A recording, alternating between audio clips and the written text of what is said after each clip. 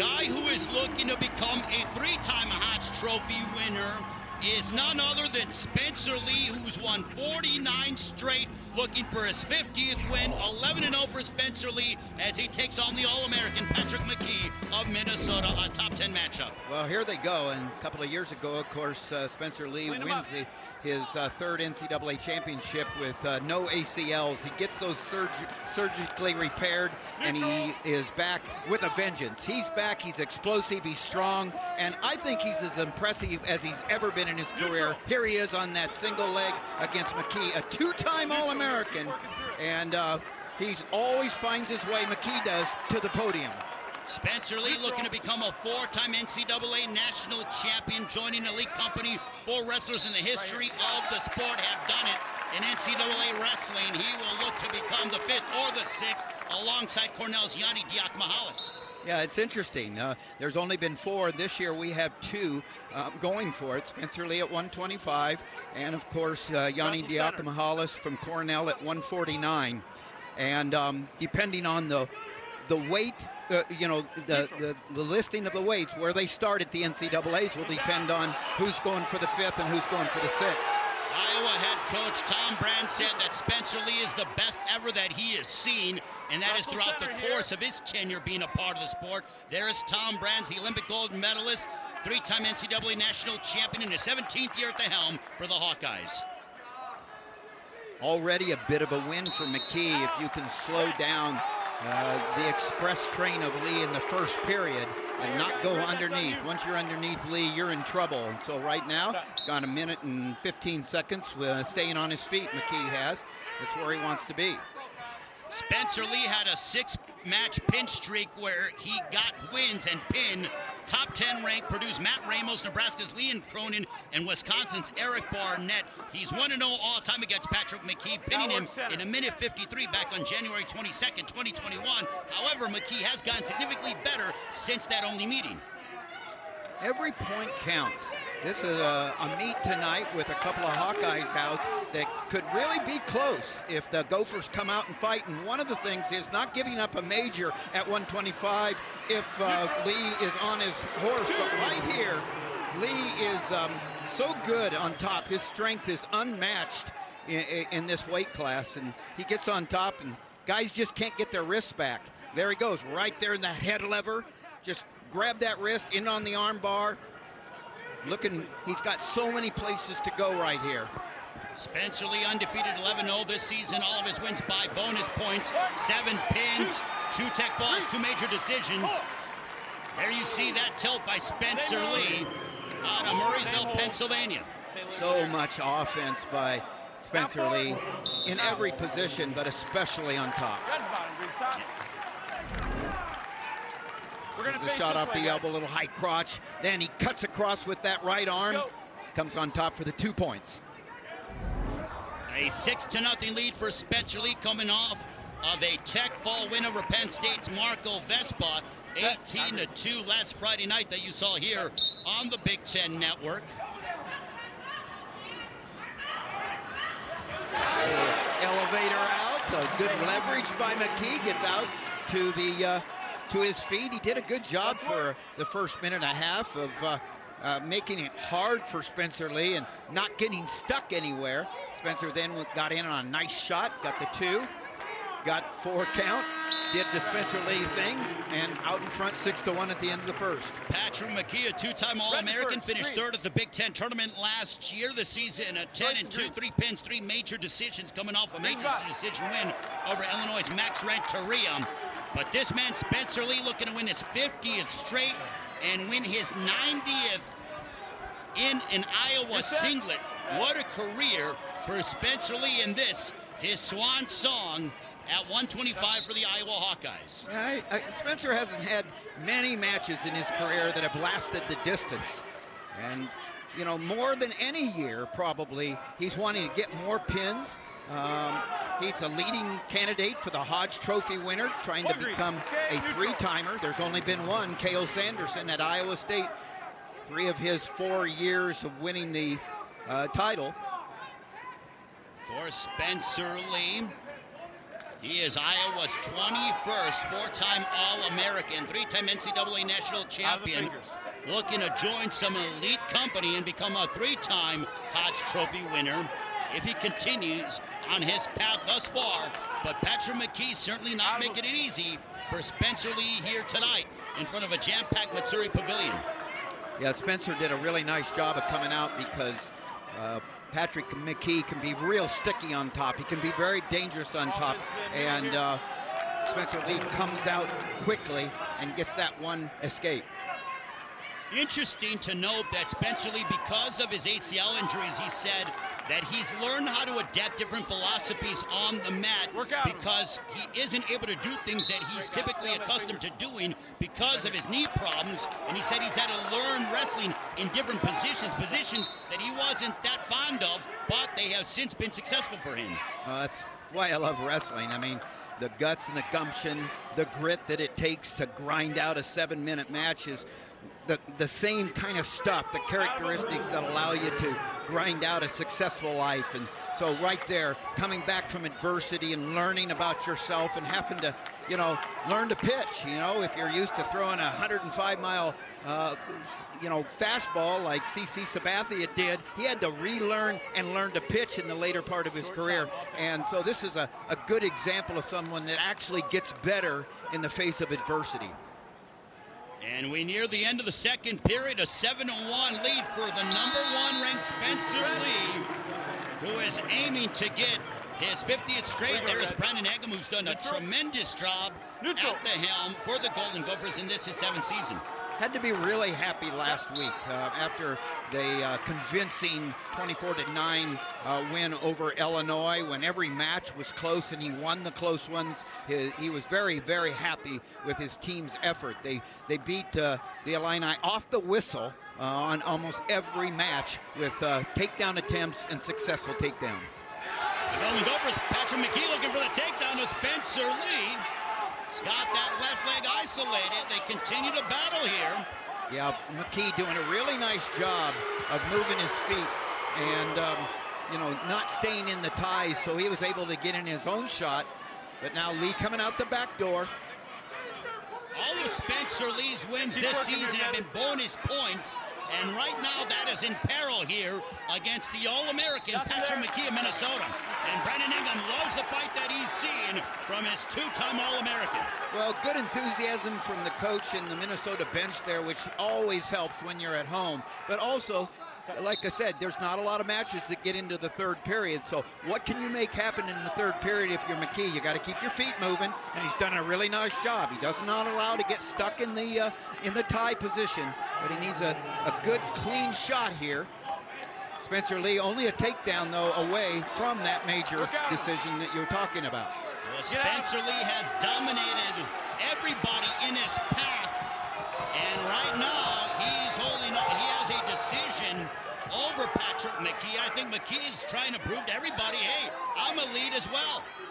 Well, he is, too. I mean, he's a two-time All-American. He's a monster on the backside. He's been third, he's been fifth, and he certainly knows how to win. McKee's looking for posts here. He's trying to look for a post and drop his hips and get in there on a takedown, that underhook there. He got in the one time off the post, and right now he's in on a driving double there, but the Wizard keeps him from the takedown. Spencer Lee denies Patrick McKee of the 2 points. And Spencer Lee looking for that major decision. Can he get it? But that'll be his 50th straight win, his 90th in an Iowa singlet. It wasn't easy, but Spencer Lee gets a decision win to remain perfect this season over the two-time All-American from Minnesota, Patrick McKee.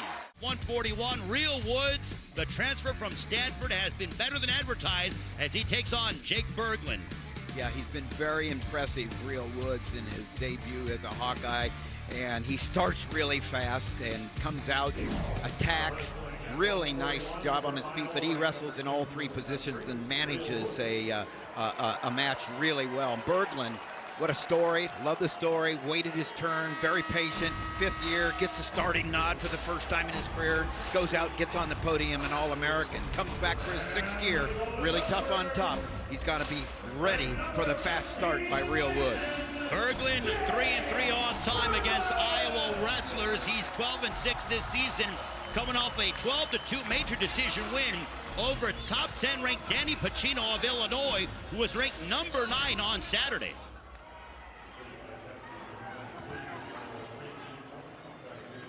Real Woods, the transfer from Stanford, went to Montini Catholic High School in Lombard, Illinois, 3-time state champion in Illinois.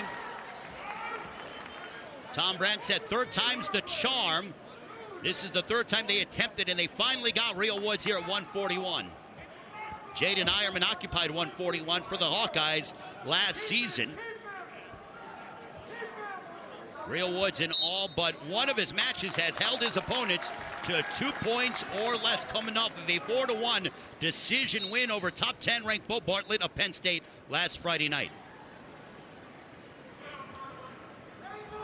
I know it's only been 40 seconds, but already Bergland keeping Real Woods from getting in as fast as he had in several of his matches. Does such a nice job of you know, working his ties and then his hips dropping and being able to penetrate Real Woods. Real Woods, a 2-time All-American, 3-time NCAA national qualifier, a 2-time Pac-12 champion. Defeated Nebraska's top 3 ranked Brock Hardy 6-4 on January 20th. Tom Brandt said he's fit right in with the program. He's a quiet guy, but confident, also has a good sense of humor as well.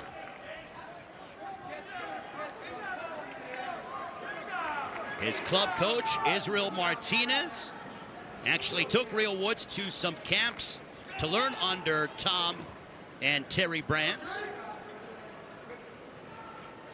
Woods does a really nice job of keeping his back to the center, looking in. Now he's in tight there, knows right where he's at, needs to finish, gathering in, he gets the 2 points. And Real Woods gets on the board, ranked number 2 in the country. And he building up the riding time. The one item coming into this dual meet that Tom Brands was adamant about is that they need to focus in and not get ridden. They need to be the ones to build up the riding time. And so far, Real Woods is doing that in the early going here against number 15 ranked Jake Bergland. Yeah, took him a couple of minutes, but he did a nice job, Real Woods. You know, he was looking for, am I going to have to shoot from space? Am I going to have to control my ties? He can do it both. He found the formula and finally dropped in for the takedown. And now Bergland being hit for stalling on the side there, not presenting himself, chest, head on the mat. As you mentioned, Tim, Jake Bergland, the NCAA All-American from last season. Nice little high crotch then, now covers and gathers him stuff up. See the way his hips came up and then drove through for the double leg finish. Well, Jake Bergland has his hands full with Real Woods. Bergland finished 3rd at the Big Ten Championships last season. But Real Woods has certainly solidified 141 for the Hawkeyes and has fit in seamlessly with the program. As good as he is on his feet, he also is very dangerous on top. He's got a great roll-through tilt on top, looking for it. Bergland understands that, but what Bergland now is facing is an official that has already warned him for stalling. A 2-0 lead for Real Woods over Jake Bergland. But Real Woods, not only is he tough in all aspects, but he is very difficult to score upon. He was thinking about going top because he wants to work on that roll through, but the coaches said, no, it's your choice now. Let's go down, let's score more points. Now, Bergland being in a position that he's very tough at, this will be an important 20 seconds, and he decides, hey, I can't ride that Bronco. And then Woods back in on that single, but nice defense by Bergland. 3-0 the lead for Real Woods over Jake Bergland. Tom Brandt said that they'd coveted Real Woods coming out of high school out of Montini Catholic. When he decided to go to Stanford, Tom Brandt said, why are you going to Stanford? He goes, well, because that's my dream. Spent a couple years at Stanford, but still became a Hawkeye nonetheless. Keep the hands clean. Work out of it.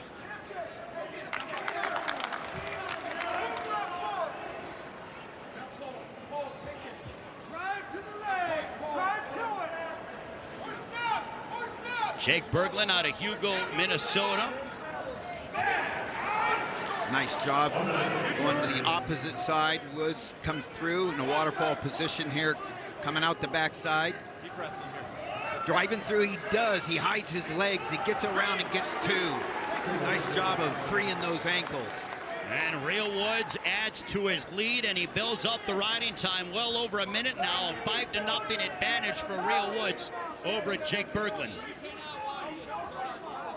Great job on the feet by Woods there. He was working on ties. He was tapping and going from space. He was looking to what can work. And there's the roll through tilt I was talking about. And he's going to get a 2 count, I think. Nope, they just called it 1 count.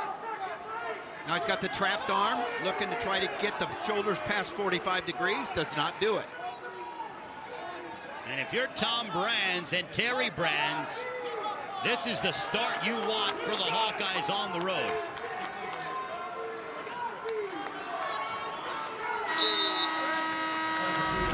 Five to nothing, the lead for Real Woods. Post and go, comes in and comes out the back door, Real Woods does. Watch his ankles right there. He slips his feet. Boom, right here, and is able to come out now and get the 2 points.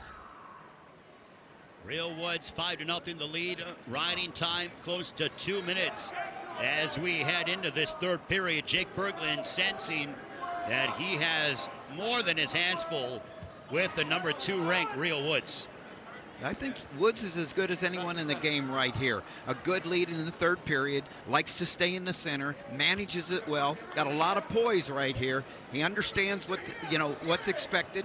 Got a good win in hand, and he understands how to keep good position in the third period, still staying on the attack.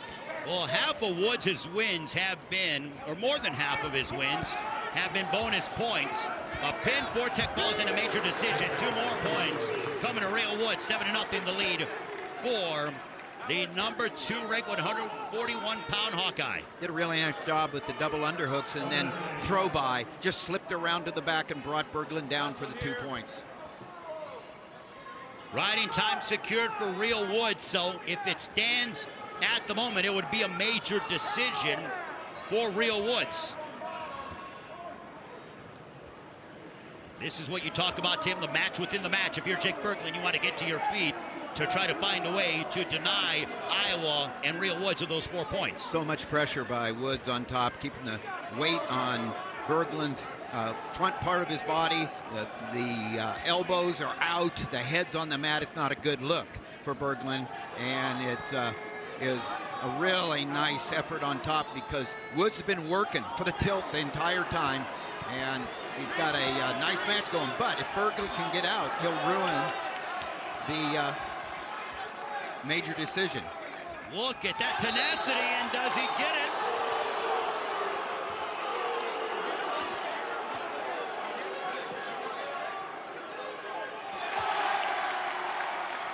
And they gave it to Jake Bergland, so that's a critical point here for the Golden Gopher.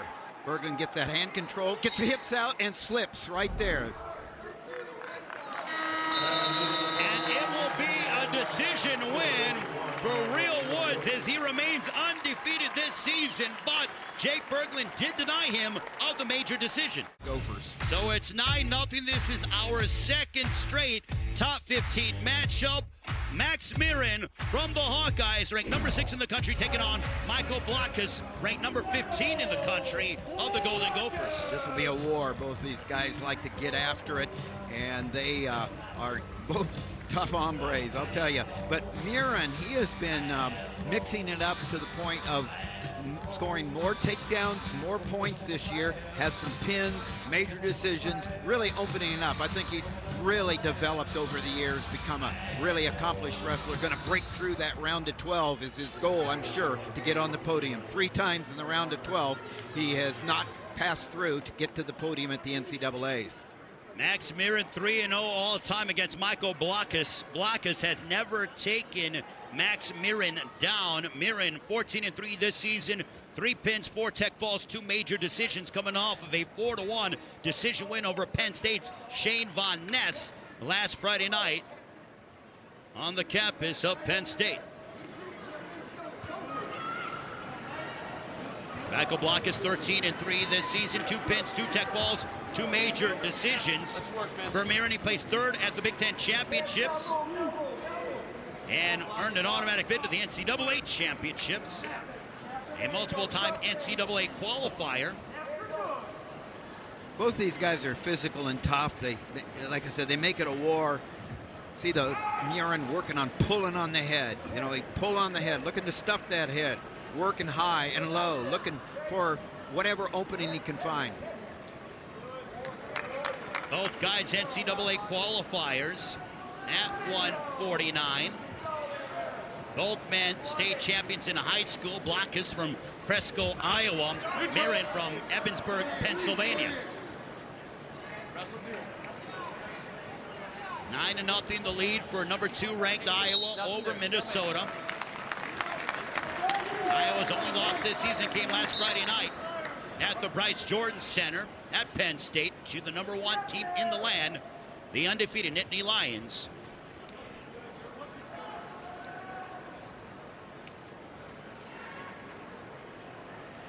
For Max Murin, all 3 of his losses have been by 2 points or less to guys in the top 15. Iowa State's Pinheiro Johnson, Northwestern's Yaya Thomas, and Wisconsin's Austin Gomez. Murin looking for that angle there, moving sideways, moving his feet, and Blockhus did a nice job of fending off the attempt there by Murin. But to go back in time, the last time they wrestled, January 7th of last year, a 3-1 decision loss to Murin. Blockhus looking for the takedown. Yeah, and on the nice job of the limp arm. Now his feet are very important here. He anticipated the roll through, and he gets the 2 points. Nice job of anticipation by Blockhus. He gets in on the attempt. He makes the shot and gets rewarded with the 2 points. Blockhus gets on the board, as does Max Murin. 2-1, the edge for the Golden Gopher. Blockhus coming off of a 14-4 major decision win over Illinois' Jake Harrier on Saturday. He's done something not many can do against Murin, and that's score early. Murin does a nice job of usually being the one that scores early. He's also showed that he can really score late. Both these guys have good fitness and shape, and so comes up, shelves, and then anticipates the roll through, hips down, 2 points. Michael Blockhus, 2-1, and this is significant because if Minnesota has any aspirations of potentially upsetting Iowa, they need to get a win significantly here. There is Terry Brands talking with Max Murin as well, but this is major for both teams at this juncture of the duel. Yeah, I pointed to 149, 157. They're big matches. They're close, and they're all ranked. And right here, Blockhus not having big Murin before, big opportunity. His last time here at home, because this is their last home duel meet, the Gophers, and so great opportunity for Blockhus. Well, you mentioned opportunity. That's what Brandon Eggum said in the lead up to this duel, that this is a great opportunity against Iowa. Well, you can see that Blockhus is taking it seriously. He gets to his feet, gets the hips out, good hand control, and gets out for the one real quick 1-point escape. 3-1 the lead for number 15, Michael Blockhus, the senior out of Cresco, Iowa. The Golden Gopher going right after Max Murin. Well, again, you're seeing Minnesota going after that offense. They've been very offensive, and Murin right in on that takedown. Really good answer by Murin there. Nice job, nice shot, lowered his level, just ran right through Blockhus. There's a reason why Max Murin is ranked number 6 in the country. And evidence of that takedown. We are even at 3 apiece as we approach 1 minute to go in the second period. Good wrestling by both wrestlers there. Again, that was a great response by Murin. Drops through the arms right there, drives through the legs. And so he just ran right through the lowered arms of Blockhus, attacking above the knees, driving through with his feet. Really nice effort by Murin. We are tied at 3 apiece, under a minute left. Murin looking to build up that riding time. Looking for the escape as Blockhus, and he gets it. So Blockhus on top. Yeah, that was an important escape for Blockhus because Murin will be going down in the third period, have that opportunity from underneath. 4-3 the edge for Michael Blockhus of Minnesota. Good answer by Blockhus there, getting out and getting that escape before Murin had an opportunity to build up the riding time. Murin back in on the single leg, hit on the inside. Wrestle like you're in the middle right here. And so Murin, Blockhus slips out the leg, 10 seconds. Wrestling on the edge is so important. That's how Bergland was able to save that extra point for the Gophers, because he was wrestling at the edge at the end, even though he was getting, beaten pretty bad. And so you got to wrestle hard at the edge. There's the escape by Blockhus, comes up, trying to get a little hip separation, and cuts through for the escape. Well, it's as they say, Tim, wrestle until you hear the whistle, even if you're at the edge of the mat. 4-3, Michael Blockhus on top of Max Murin. He's 0-3 all-time against Murin, 2 decisions and a major decision. Well, this one's going to be decided on the feet. Murin's really good at getting out from underneath. And he does. So here we go. Minute 45, going to be decided on the feet. 2 bulls going at it. In the top 15 in the country, Max Murin, number 6, Michael Blockhus, number 15. Welcome to the Big Ten Conference, where the cream of the crop consistently collide here on the Big Ten Network. Nice job by Murin right there for the 2 points. Comes through, attacks, gets after it, and gets the 2 points. Big takedown. Max Murin, the 2-time state champion from Pennsylvania, the redshirt senior, with 2 massive points to get himself on top 6-4 against Michael Blockhus. And the reversal. So it's back 6-6. Ebb and flow action here at Maturi Pavilion between these 2. Here we go. Nice shot. Now, Murin, can he score off the counter shot? And he does. He's got a cradle, and he gets the 2. Nice job off the shot. And the challenge brick has been thrown in. They're going to challenge the 2. Yeah, they're going to challenge the call of 2. What was impressive by Murin there was the shot by Blockhus. Murin stops the shot, but the best time to go in on your offense is right there. Locks up the cradle. Now, does his hip go down? Does Blockhus's hip go down? It's not 2 yet. And boom, there's his hips down. I can see the 2. And you can see Coach Agam in the back wanting to throw that, trying to find his brick, throws it in, and they'll go to the video review. Our referees tonight, Jaron Quincy and Steve Sarkata, they're going to look it over. The challenge from Brennan Egum. Here's another look at it.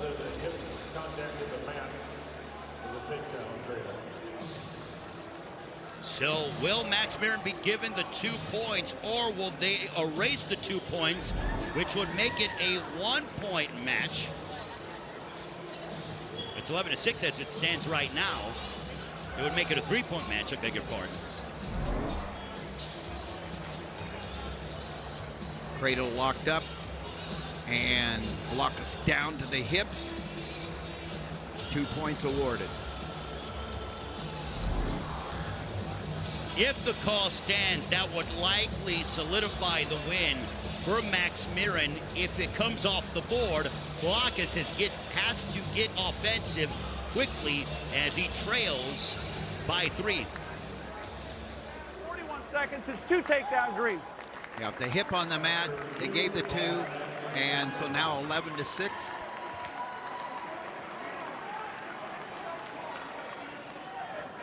Got the back points. Yeah, there's 2 near falls. Well, and that's significant because Max Murin was in a battle against Michael Blockhus but again, showed a lot of poise, a lot of tenacity. It did not unravel whatsoever. Well, here's, you're going to wrestle. Anything can happen in these last 30 seconds, but Murin very good in position. He's very good in this position. Holding serve, holding position right here, dropping back in.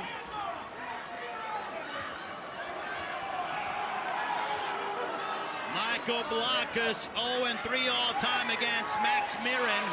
Wrestling hard until the end. He's trying to cut across to get that two. Another really good match by both wrestlers. Good hard-fought win by Murin. Max Murin with his 15th win on the season. He's 4-0 all-time against Michial Blockhus. 4 matches, 4 decision wins for the Hawkeyes. They're on top, 12-0. Last season, 4th at the Big Ten Championships. His only 3 losses this season to Max Dean, Illinois' Zach Bronigal, and Iowa State's Younger Bastida. All 3 of his losses by 2 points or less. The All-American in action against Michael Foy. Warner defeated Foy 6-4 last season. Foy coming off of a very tough loss at the hands of top 15 ranked Zach Bronigal, 5-4 of Illinois in tiebreakers. Warner, redshirt senior out of Tolono, Illinois. 3-time Illinois state champion at Washington Community High School. 11-3 this season, 2 pins, 2 tech falls, and 4 major decisions. Coming off a 2-0 loss at the hands of Penn State's Max Dean. That was a rematch of their NCAA National Championship match. He's 0-3 lifetime against Max Dean. He's attempting action. Center here. TJ, one thing about Jacob Warner, he is always in the mix to potentially win an NCAA National Championship. But the man that's been standing in his way, as we talked about, has been Max Dean of Penn State. Yeah, Warner's always there. He always shows up at the NCAAs, on the podium. Last year, being in the finals, and but just has had a hard time getting out from under Max Dean, as it happened again last week. Jacob Warner, 5-0 lifetime against the Golden Gophers in his career. Wins over Dylan Anderson, Hunter Ritter, Garrett Jones, that you'll see at heavyweight, and Michael Foy. Good hard collar tie. Pulling on the head by Warner.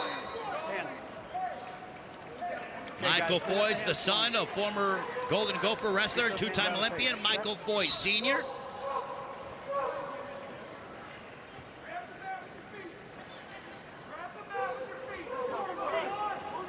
Transferred to Minnesota after 4 years at Harper College.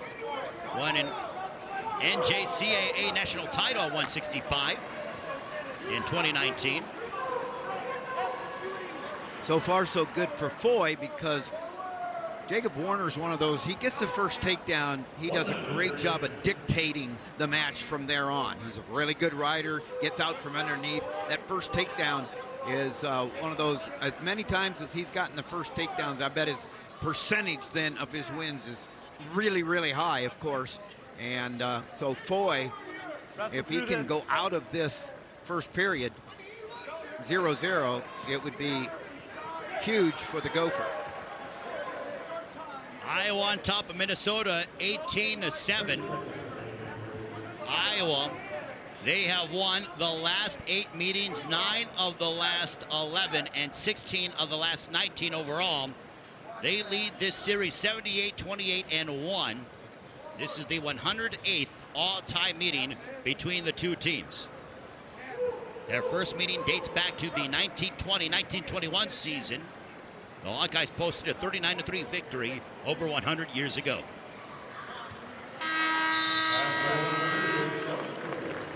No score as we enter the second period. Michael Foy is one of those guys at 197 getting an opportunity, and he is getting better. I mean, we saw him, what a battle that he had against Zach Bronigal of Illinois last Saturday. Good effort, but here's where you have to just keep moving. You got to keep moving from the bottom there. Don't stop moving. You can't get extended. Find that hand control, get some hip separation, keep coming up. Hard to do when a wrestler like Warner does such a good job of getting that weight down on the front part. Your lower back gets so worn out if you're Foy. That's a lot of horsepower that Jacob Warner is driving with. Riding time approaching 30 seconds. Tom Brand talking with the officials there. The Olympic gold medalist. Okay, 40 for green. Red's bottom. In his 17th year as head coach of Iowa. You're set. Green on.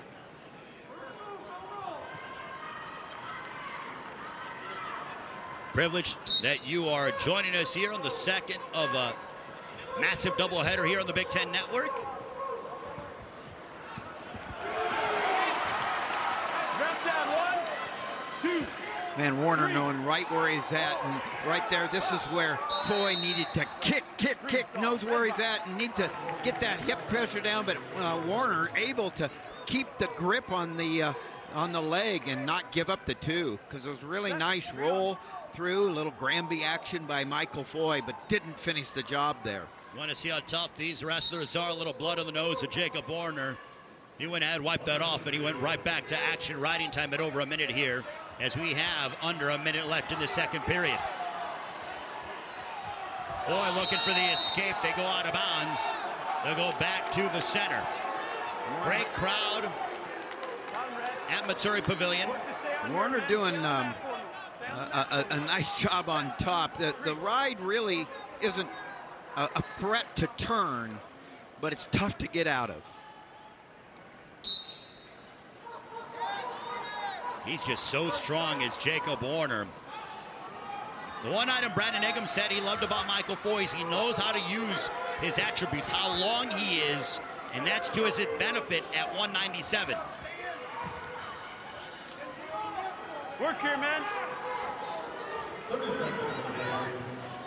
Improve this. That near wrist riding on the right side, Warner kind of has Foy stymied there, and like I said, he's not working to, or is he going to get a turn necessarily, but Foy's having a heck of a time trying to move from out and get some hip separation and get away, and has not been able to do it. So the only thing right now is riding time is at a minute 39 for number 7 ranked Jacob Warner of Iowa. Michael Foy, though, has not allowed Warner to get on the board just yet. And taking him right back down to the mat was Jacob Warner. Controls green. Red bottom. Out of bounds they go. Look at that coaching staff. Tom Brands, Terry Brands, an Olympic gold medalist, an Olympic bronze medalist, Ryan Morningstar as well. They are wiping out some of the blood from the nose of Jacob Warner.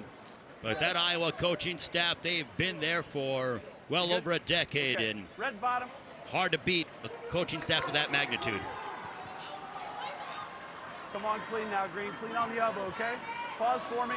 On green. Final moments of the second period. Riding time approaching 2 minutes for Jacob Warner of Iowa. I like what I saw there from Tom Brands. You know, he's into this match. He understands who's out on the mat, but he's back getting Tony Cassiope ready for his match. And he's always thinking ahead. He's the CEO of this program, and you got to know what's going on, what your wrestlers need, and when you're the right guy to give them what they need. Tom Brands had said about Tony Cassiope, he's like a closer in baseball. He closes the show for you. You start off with Spencer Lee at 125, and you close it out for Iowa with Tony Cassiope ranked number 3 in the country. He's world class. He's you know, top of the shelf, Cassiope, and it's a good guy to have in your lineup at heavyweight for sure. Right now, Michael Foy and Jacob Warner in a battle. Michael Foy looking to cut into this riding time that Jacob Warner has been able to build up. Wrestle here. There's Tony Cassiope. He's up next. He'll take on Garrett Jones of Minnesota. But Foy cutting into this riding time. A minute 30 for Jacob Warner. And right now, TJ, that is the only thing separating them on the scoreboard if we do go ahead and don't get any score whatsoever and the riding time holds up. When you can ride, it's a game changer. And right now, both of these guys doing a nice job. But, you know, Foy's going to have to do what Warner was able to do in that 10, 15-second goes. You know, you just stay with them, whether they go out of bounds 6 more times. Warner looking for the escape here. That's a really good example right there of Foy doing what Warner did, matching it 10 to 15-second burst at a time. Good job of relocking his hands right there, getting his hips in close now, tripping forward, and keeping Warner down, going right to the head lever and not giving him an opportunity to get up. So riding time only at 1:14 for Jacob Warner. Foy looking to make it a non-factor as we enter the final minute of this third period. Foy looked over at the scoreboard momentarily, and now riding time has been erased by Michael Foy. And the fans here at Maturi Pavilion showing their appreciation for Michael Foy. Can Warner get the escape?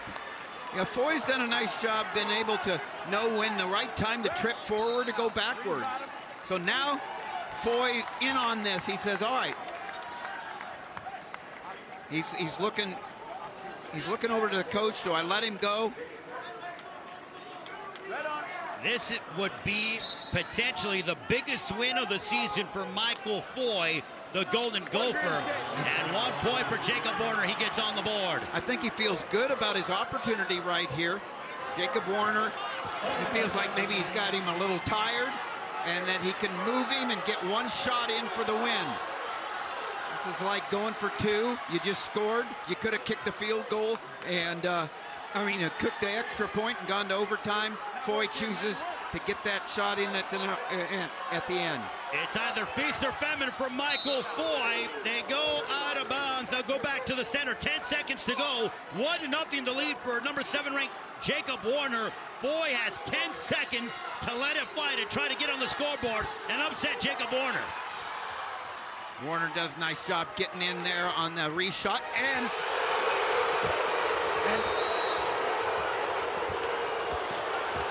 yeah, that was true. 2 points to Michael Foy!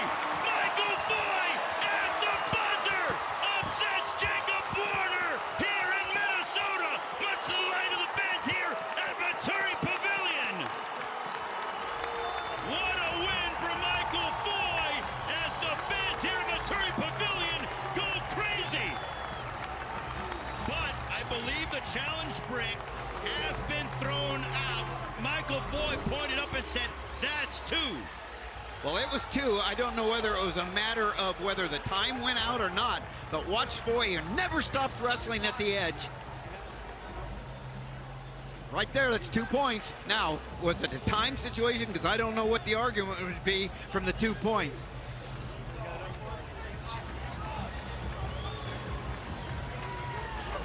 Warner looking to hold on.